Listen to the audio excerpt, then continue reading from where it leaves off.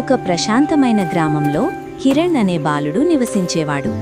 అతను ఎంతో ఆసక్తిగా ఉండేవాడు, కాని తెలియని విషయాలకు భయపడేవాడు. అతనికి సాహస కథలు చాలా ఇష్టమయ్యేవి. ఒకరోజు అతను అడవి వైపు నడిచాడు. అక్కడ అతను ఒక విచిత్రమైన దృశ్యాన్ని గమనించాడు. 2 రాళ్ల మధ్య ఒక చిన్న గుహ ప్రవేశం ఉంది.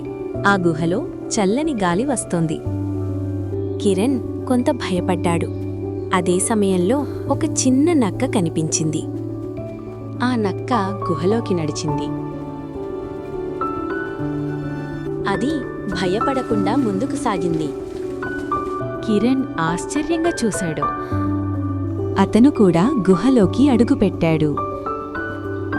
లోపల చీకటి పెరిగింది. నీటి చుక్కలు పడుతున్న శబ్దం వినిపించింది. నేల అసమానంగా ఉంది.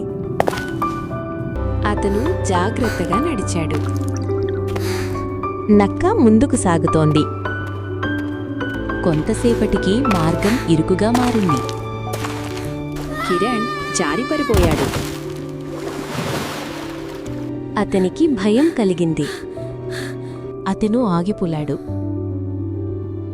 తిరిగి వెళ్లాలనిపించింది. అతని మనసులో సందేహం పేగింది. కాని ముందుకు నక్కను చూశాడు. అది ప్రశాంతంగా నిలబడి ఉంది. అది అతనికి ధైర్యాన్నిచ్చింది.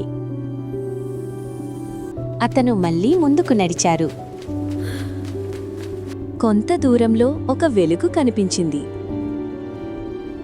ఆ వెలుగు అతనిని ఆకర్షించింది. అతను ఆ దిశగా వేగంగా నడిచాడు. చివరికి అతను వెలుగులోకి చేరుకున్నాడు. అక్కడ ఒక అద్భుతమైన ప్రదేశం ఉంది. కాంతులు చుట్టూ మేశాయి. కిరణ్ ఆశ్చర్యంతో నిలిచిపోయాడు. నక్క అతని పక్కన నిలిచింది. కొంతసేపటి తర్వాత అది నెమ్మదిగా వెళ్ళిపోయింది. కిరణ్ ఒక ముఖ్యమైన విషయం గ్రహించాడు.